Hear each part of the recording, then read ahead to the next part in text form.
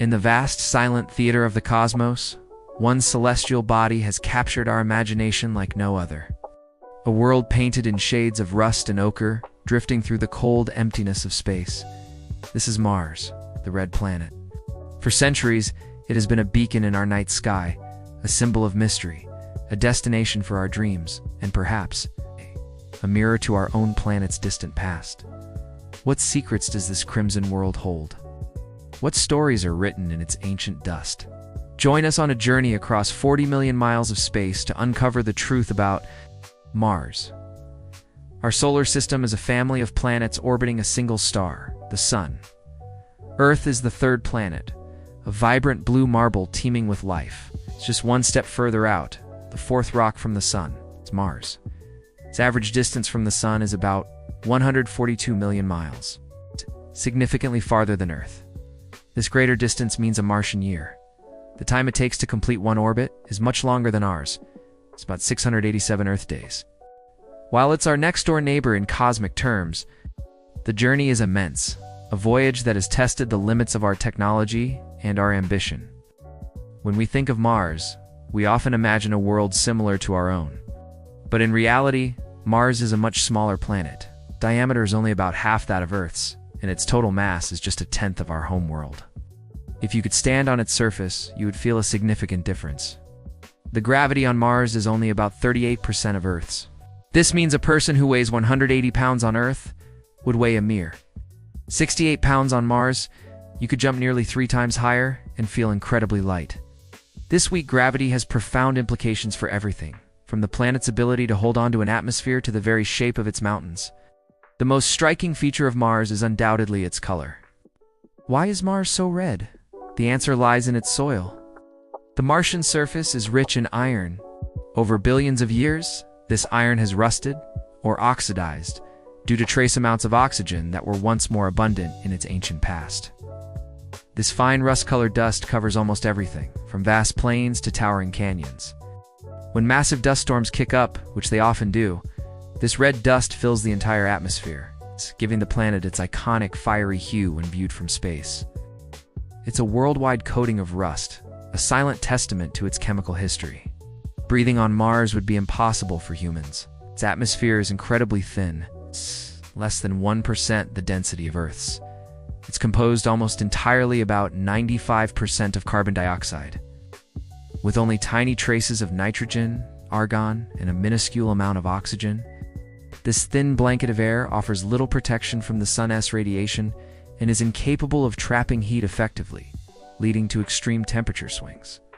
The lack of breathable air and the thin atmospheric pressure are two of the greatest challenges we face in our quest to one day set foot on the red planet. Yet, despite its current state as a cold, dry desert, the evidence is overwhelming. Mars was once a water world. High-resolution images from orbiters have revealed the unmistakable scars of ancient river valleys, branching out like veins across the landscape. We found dried-up lake beds, some vast enough to rival Earth's Great Lakes. Rovers on the ground, like Curiosity and Perseverance, have drilled into rocks and discovered minerals like clays and sulfates, which can only form in the presence of liquid water. These discoveries paint a picture of a very different ancient Mars. One with flowing rivers, deep lakes, and perhaps even a shallow northern ocean. A world that was once much more like Earth. So, what happened? Where did all the water in the thick atmosphere go? The culprit appears to be the loss of Mars's global magnetic field. Early in its history, Mars had a molten iron core just like Earth, which generated a protective magnetic shield. This shield deflected harmful solar winds, charged particles streaming from the sun. But as the smaller planet's core cooled and solidified, this magnetic field vanished. Without its shield, the solar wind began to strip away the Martian atmosphere over billions of years, thinning it out and allowing the planet's water to either escape into space or freeze into the polar ice caps and underground reservoirs we see today. The surface of Mars is a land of superlatives, home to some of the most extreme geological features in the entire solar system. Dominating the landscape is Olympus Mons, a shield volcano that towers nearly 16 miles high, almost 3 times the height of Mount Everest. It's so wide that its base would cover the entire state of Arizona. Sprawling across the equator is Valles Marineris, a system of canyons that dwarfs our Grand Canyon. It stretches for over 2,500 miles, is up to 400 miles wide, and plunges to depths of more than 4 miles. These colossal features are a result of Mars's lower gravity and a lack of plate tectonics, allowing volcanoes and rifts to grow to unimaginable sizes over eons. The climate on Mars is harsh and unforgiving. With its thin atmosphere, it can't retain much heat. Temperatures can soar to a pleasant 70 degrees Fahrenheit at the equator during summer days, but plummet to a bone-chilling -200 degrees at night. This extreme temperature difference drives powerful winds, which can whip up the fine red dust into massive planet-engulfing dust storms. These storms can last for weeks, blocking out the sun and posing a serious threat to our robotic explorers. Mars also has seasons, just like Earth, due to its axial tilt, but they are more extreme and last twice as long.